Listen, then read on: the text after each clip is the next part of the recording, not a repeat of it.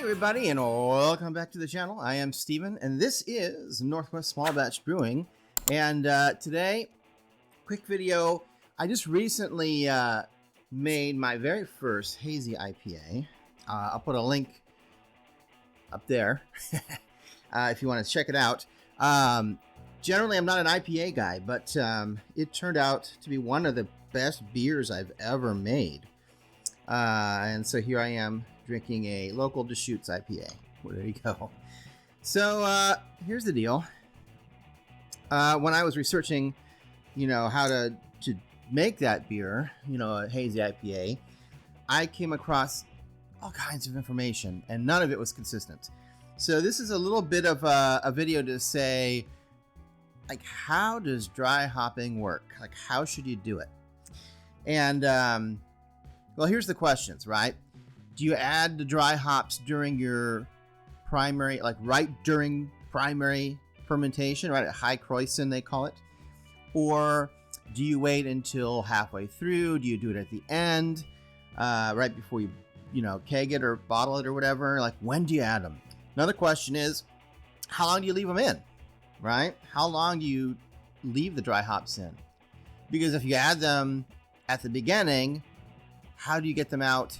And well, I'll get to this confusing question. And then how much, like how many dry hops do you add, like volume wise? I guess I should say weight wise. So let's get into it. So for the first question, when do you add the dry hops? Well, again, it just seems like everybody has their own opinion on this. Some people say add it during your high Kreuzen, like right during that, like let's say active fermentation started, wait one day until it's bubbling like crazy and then add them. I think, if I'm understanding this properly, the main reason you want to do that is if you're using something like a thiolized yeast. Now, all that means is that you're taking this grape skin compound that's been ground up into a powder called thiolized powder. They take these grapes from New Zealand, they dry the skins, they grind them up, and then you're adding them to your wort. Supposedly what happens, and I say supposedly because I think there's some people who don't believe it really is true, but the grape skins react with the yeast, giving you a much more like tropical, fruity flavored IPA. In my recipe, I did use that powder, but I did not use, apparently it only works with certain yeasts. Omega makes like these thiolized yeast strains. I did not use one of those yeast strains, so I don't know if it really had an effect or not, but at any rate, that would be a reason maybe to add it during high fermentation because you want it to react with the yeast that you have. However, the majority of what I found said that you actually want to dry hop at the end of your entire, fermentation. So like a few days, 4 days, however long you're going to do it at the end just before you bottle or keg your beer. And then it gets into more that says you should do it. And again, this is questionable. Do you do it before you cold crash or after you cold crash? I don't cold crash ales myself, so it seems like a strange question to me.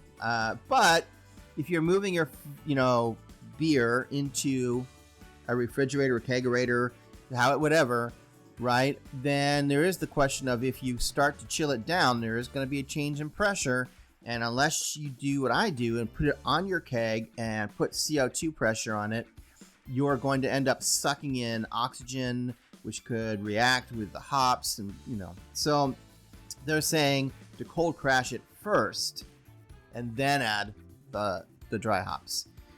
I didn't do that. I added my dry hops like 4 days before I bottled, or in this case kegged, and then I transferred the beer into another vessel. So basically removing the dry hops before I even cold crashed.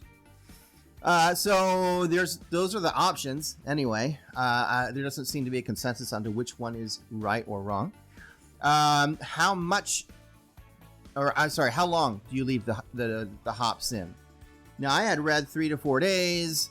I've also heard that you can go a day and a half to 2 days. 4 days is kind of the max that I've heard. I'd have to recheck my recipe, my video. I think I did 4 days, and then pull them out. I believe that's what I did.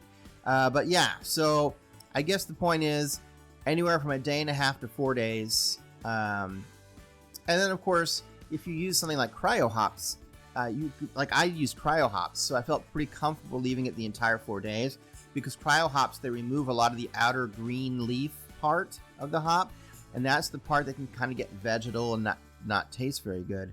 So you really just have the lupulin, the actual like flavors and the oils and essence basically when you're using cryo hops. So it depends on what you're using. Third question, how many, like weight wise, how much, dry hops do you use? Well, obviously it depends on the volume of beer you're making. I have read, and again, I don't remember what I used. I think I based mine off a recipe somewhere, like a really commercialized recipe. That's like I base how much weight wise, how much to put in. But I've read that you want anywhere from like 2 1/4 ounces up to like 4 ounces. So, and that's per gallon, sorry. So 2 1/4, let's just say 2 to 4 ounces per gallon for dry hopping. Obviously, like I said, cryo hops can be more than that because they don't have that extra vegetal matter.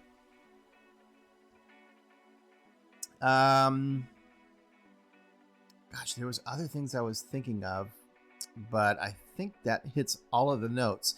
Again, the problem is there's not like any written rules anywhere. Like there's not any what I call best practices, right? What do they call them? SOP, standard operating procedures, I mean, it's fine to deviate from that kind of stuff, but it's nice to have a baseline.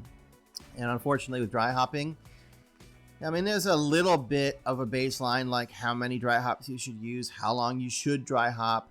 But when it comes to when you should drop your hops into there's a million answers.